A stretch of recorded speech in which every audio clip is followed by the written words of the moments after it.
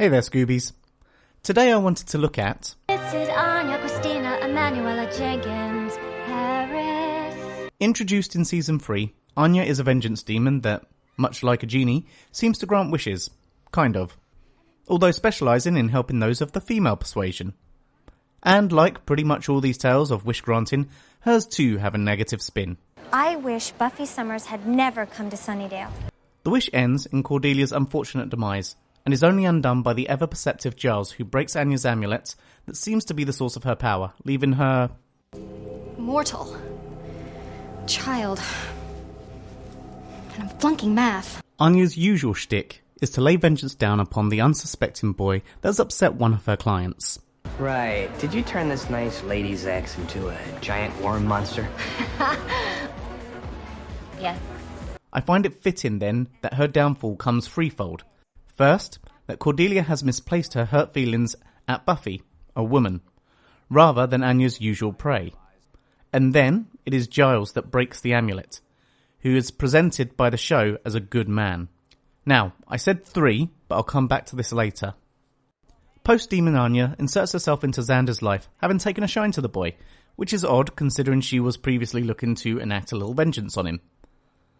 But, losing Cordelia, the show was in need of someone that could fill in the gap. Eventually, she becomes a permanent member of the Scooby Gang. Her lack of social awareness and bluntness makes her a great addition to the group. Anya slots neatly into Cordelia's spot post-season 3.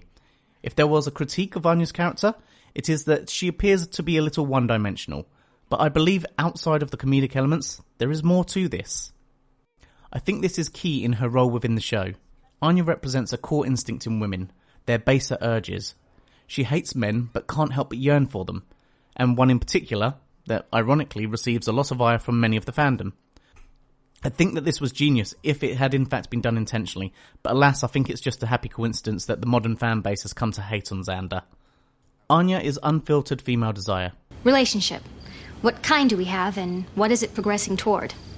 Although later in the show it indicates that she is always taking everything literally, Except to say that your questions are irksome, and perhaps you should take your furs and your literal interpretations to the other side of the river. I believe her time as a demon further stripped her of social convention. Centuries of fulfilling the desire of women reinforced her literal take on the world. After all, she spent the majority of her time only hearing one side of the story from those that were feeling hurt. Done. And I wish that Xander Harris never again knows the touch of a woman. And that Willow wakes up tomorrow covered in monkey hair. At our core, our instincts are fairly simple, and as much as many people enjoy the idea that they are more complex creatures, their baser instincts might not reflect this. Yes. Men like sports. Men watch the action movie. They eat of the beef and enjoy to look at the bosoms. I've made a sweeping statement of Anya's representation, so it's time for me to back it up. A lot of this can be summed up in the opening of the episode The Prom. But I have witnessed a millennium of treachery and oppression from the males of the species, and I have nothing but contempt for the whole libidinous lot of them. Then why are you talking to me? Anya has been witness to a millennia of wrongdoing by men to women, and this has coloured her view of men. But Xander makes a great point. And now I have all these feelings. And I don't understand it, I don't like it, all I know is I really want to go to this dance and I want someone to go with me. Anya's need to go to the dance is propelled by her feelings and an impulse stronger than the one that makes her loathe men. In a nutshell, she's ruled by her emotions. Men are evil. Will you go with me? Now, before anyone throws anything in my direction, this episode was written by Marty Noxon and edited by Jane Espenson, giving it more of a female viewpoint. Probably also part of the reason why the episode ends up pulling on our heartstrings so well. Welcome to the world of romance. It's horrible. No wonder I used to get so much work. This brings up an interesting point. Matters of the heart often brings out the worst in us, saying or acting on emotions rather than thinking logically. Being that Xander is the representation of the heart, and I'm theorising that Anya is a representation of women's desire, then is it much surprise that they then go hand in hand? Fine. You know what? I hope you die. Aren't we gonna kiss? In the episode The Harsh Light of Day, Anya returns to Sunnydale looking to take it slow, discover who she is, and not rush into anything. Your mother said you were working here? Yeah, need some money. So where's our relationship going? Now it feels like I'm picking on a trope here, but I, and many other men, can very much relate to Xander in this moment, and I believe women can relate to Anya. In their following meeting, Anya goes for a different approach to get what she wants. Now, I'm not saying that women use sex to manipulate men, but okay, you know what? That's exactly what I'm saying. Of course, I'm using this example because the episode itself is looking at what happens when two people come together, and then in the harsh light of day, what happens after. Anya represents Buffy and Harmony's feelings or deep inner thoughts about the people that they are with, and Anya's response to Xander the next morning exemplifies each of these stories. Okay. Okay? To be clear, what I'm looking at here is the girl's half of what they may think and feel, and although Anya may be more blunt and slightly awkward, none of this excuses the actions of the guys. Each one was wrong.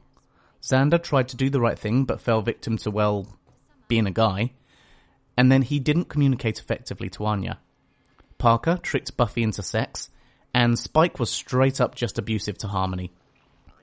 Although my general take is that Anya speaks to female desires, often the blunt outbursts aren't based in sex or gender at all. Just skip this part and tell him you want money to buy me pretty things. Then we could run for help while the other three suck your heart out through your neck. You're not going away. Sure, if you wrapped it with your feet. Please go. I personally really relate to wanting to say whatever's on my mind, no matter how cutting it is. And I think that is something that we all wish we could do. It was part of Cordy's allure, that she would say confidently whatever she wanted. And Anya is the same. She just lacks a little of Cordy's intent that she adds into the mix. But then there are those other moments. Xander, you haven't been paying any attention to me tonight. Yes, it's the normal part of ending a relationship right before the vengeance begins. Right. No. I saw that wrinkled man on TV talking about erectile dysfunction. Whoa, hey! This also introduces me to the next idea. Anya's financial obsession. Sell bars, make money. Take Anya nice places. Buy pretty things. Does make sense. At base level, it's a woman's desire to shop and spend money. Now, I appreciate this can be true of everyone, but the stereotype of shopping as an event is more regularly the pastime of women. Historically, women desired a strong mate in order to protect their young. The modern take on this instinct comes in the form of money and status. The next level, I believe, links back to a modern desire on women's part to join the workforce and succeed on their own, to have purpose beyond reproduction. Anya's single-minded obsession with profit makes her quite adept in this role. Aside from seeing Anya as a funny way of looking at an inner desire to say what we are thinking, she is of course a character in her own right, and all characters need an arc. Anya's original intention was to punish Xander, but instead she is constantly and continually drawn to him. Although not her intention, I think Anya fulfilled her purpose. As we know, relationships generally are not easy and take work, and Anya takes a lot of work. You haven't called. Not once. You said you were over me. And you just accepted that? And after we teach her how to gamble, maybe we can all get drunk. I don't think the bar would serve her, but we could bring something in. Guess she's out with Riley. You know how it is with a spanking new boyfriend. Yes, we've enjoyed spanking. But that's not really what I mean. The way Anya inevitably got her vengeance was by getting Xander to love her. This caused him more heartache than any physical pain. The pain of breaking up through personal fear of how he might ruin her chances at happiness, her sleeping with Spike, though not intentional, would hurt Xander, and finally her death would be something that he may regret for the rest of his life. So let's talk wedding. I've spent a lot of time talking about Anya as a representation, but to this point not really looked at her as a character in her own right, and the journey that she actually goes on. On the surface, Anya comes off as shallow and selfish, and much like the vampires in the series, remains fairly unchanged. And in a way, that's kind of true. She joins the show of Vengeance Demon, and then comes full circle before then being made human once again. You're sure? This is your wish? This is my wish. But she is a changed woman. She spent her life only seeing one half of the equation, the raw emotional of the wronged women that she met. She sees their hurt and pain, but she has no understanding of it, or why it hurt them so much. Many of the fandom loathe Xander for leaving Anya at the altar, but this is a turning point for her character. It's a unique rite of passage for a vengeance demon, finally having something to feel vengeance about. Anya understood pain and suffering, But what always eluded her was the one thing more powerful, the thing that resulted in that pain and suffering. Usually when there's an apocalypse, I skedaddle. But now I love you so much that instead I have inappropriately timed sex and try to think of ways to fight a god. She finally understood what it was like to be in love. This meant that when she returned to being a vengeance demon, something had changed in her. I don't even know. Yeah, waitress downtown wished her husband was a frog. You made him French. I said Anya's downfall was threefold. Well, this is the third and final reason. In Season 3, she ran from the fight. She didn't love anyone, and so she didn't have anything to fight for. But by the time the Season 7 finale rolled around, she'd learnt what it was to have loved ones, and she gave her life for them. She was incredible. She died saving my life. That's my girl. And as we come to a close, let's talk about Anya's demise, and what I feel this meant for the final episode. After a lifetime of punishing men, she died protecting one. As I mentioned, I see Anya as female carnal desires bottled up into a character. During the series finale, Willow does a spell to unlock the potential of girls all around the world. In my mind, I've linked these two events. If Anya is a bottle or shell that held in those desires, then maybe when Willow released the power of the scythe, so did the bottle smash. Willow may have unlocked the potential of young girls and women, but Anya let loose those wants and needs so that they could then be pursued in love, life, and the workforce without fear of shame or remorse. So, now that I've possibly upset many of the opposite sex, here is my final take on Anya. I love her and all that I have said that she represents. Her unbridled lack of tact, blunt expression of what she wants, not hindered by social convention or politically correct wordplay, is refreshing. She's fun, funny, and she hits true.